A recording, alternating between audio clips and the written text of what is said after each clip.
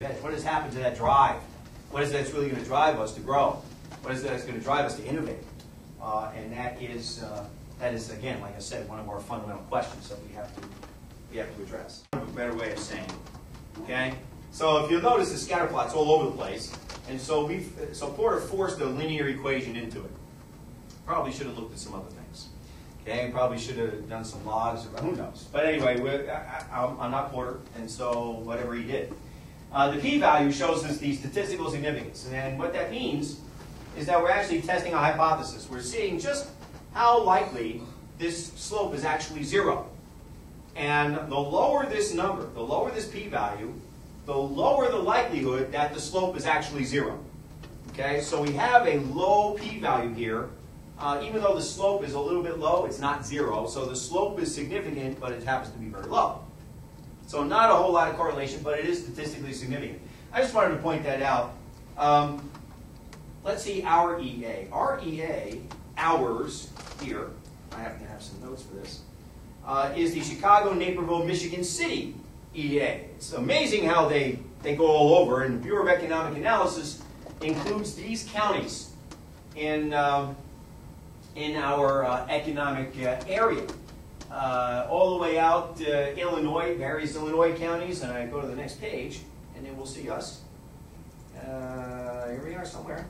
All right, LaPorte, Lake, Porter counties. We're all part of EA number 57032, according to the Bureau of Economic Analysis. And if we had conducted a study similar to Porter's, we would have included this EA in his particular study. He did not use us for some reason. I don't know why, but he did. But anyway, I just thought as a trivial thing, I could show you that we are part of this EA. Now you can wow your friends at parties about what EA we belong to. Let me come back here. Where am I? That's the wrong one. Here we go. All right. Looking at the next graph, if you will, he's comparing various EAs, Los Angeles and New York, starting employment. And again, we're talking about employment growth versus starting employment in economic area, by economic area. And what do we see here? The R-squared is very low, which means this is probably a very poor model for this. Now, can we actually fit this into a particular nice, neat little model? Probably not. Maybe regression isn't the most appropriate technique, but p-value tells us that it's still statistically significant. All right, let's scroll down a little bit. This is an actual disaster. Employment growth versus starting average wage by economic area. Again, there's no correlation. We're starting to see a little bit of correlation between wage growth and employment growth. A little bit of correlation here, a little bit better than we've seen the others. But again, still nothing to write home about. Here we go. Average wage versus employment size by economic area. And what we are seeing again, don't forget the scale also plays a role in what this looks like. We are in this area here a little bit. We can see that there is a correlation, a little bit stronger correlation between the average wage and the employment size. By economic area. The greater the employment size, the greater the average wage tends to be, which kind of makes sense. When there's a high demand for workers because of the relatively large industries, in order to induce those workers to work for those industries, you have to pay them the higher wages.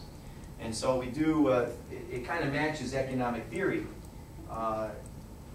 in terms of this particular relationship between the average wage and employment size. All right, and the economic, we don't care, we don't care. Patents per 100,000 inhabitants, this is what we see. Well, we do see economic growth versus starting patents per 100,000 inhabitants. We do see some significance here, although the R-square is still pretty low. So anyway, again, I just wanted to point that out. Patents per 100,000, year 2000, look what's happening. Look at that. Significant relationship between the average wage and innovation. All right, this was the most telling part, in my opinion, of the Porter article. Look at the relationship. Yeah, the R-squared is still pretty low, which means there are many other things that are influencing this. However, the statistical significance is also pretty high. Look at the relationship.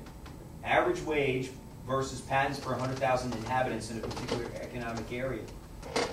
We are seeing that Porter's conclusion might have some merit. The more innovative a particular region is, the higher the upward pressure would be on the average wage.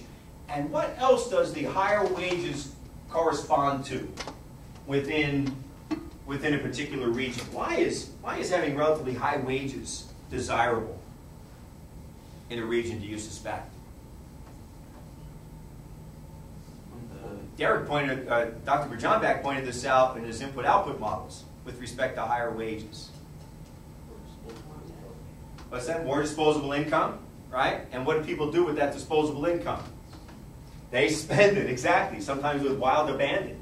But yeah, they spend it. They'll spend it in our local stores, they'll spend it in our restaurants, and that will encourage the multiplier effect. Those are multipliers that Dr. Berjanbak talked about last time. Increase the tax base so we could possibly provide more services for those individuals and actually perhaps contribute positively to the quality of life. And so the idea is to try to figure out ways to increase the average salaries of a particular area or region so that we can take advantage of all the positive multipliers that could result from those higher wages, the higher disposable income. Absolutely correct. And I better get my glasses, otherwise I'm going to lose myself here. All right. Let's see. It's one thing, the Herfindahl-Hirschman Index, average wage in concentration. The higher the concentration, the lower wages tend to be. Let's see. That's all I want to do about Porter. Porter's fine. Oh, this is interesting. I knew there was something else. Traded clusters in the U.S. economy. Narrow cluster definition. Can you guys see that? I tried to make it as big as I could. You guys see that in the back there? This is very telling and very interesting. If you look at the different industry identifiers, okay, these are traded clusters, okay, not local clusters and not resource-driven. These are traded clusters. Look at the job growth rank. This is back in the 10 years prior to the previous 10 years. We need to really update this literature. What do you think there? But we can see business services, job growth rank number 1, wage growth rank number 4. Look at number 1 for wage growth. Number 1 wage growth would be information technologies. Information technology. Do you think that's the case today, based on your experiences? Would it be information technology, or would it be something else? I don't know. We need to do this study. Let's see, some surprises. There might be some surprises in here. We see that there's pretty close correlation between the wage growth rank and the job growth rank here, okay, but it's not exact. If you look over here, look in heavy construction services. I think I'm looking at it right. Heavy construction services, they rank number 7 for job growth, and yet 36 for wage growth. What does that indicate for you? You should be thinking like economists, maybe you're not. I don't know. What does that indicate? The job growth is pretty high in terms of ranking all these industries, but yet the wage growth, not so much. Or non-union labor? Well, it could be non-union labor, I suppose. The market is probably one of the folks that want to do that. Yeah, well, again, look at the industry. Heavy construction services, right? Sometimes it's seasonal work, right? Heavy construction, okay? We're talking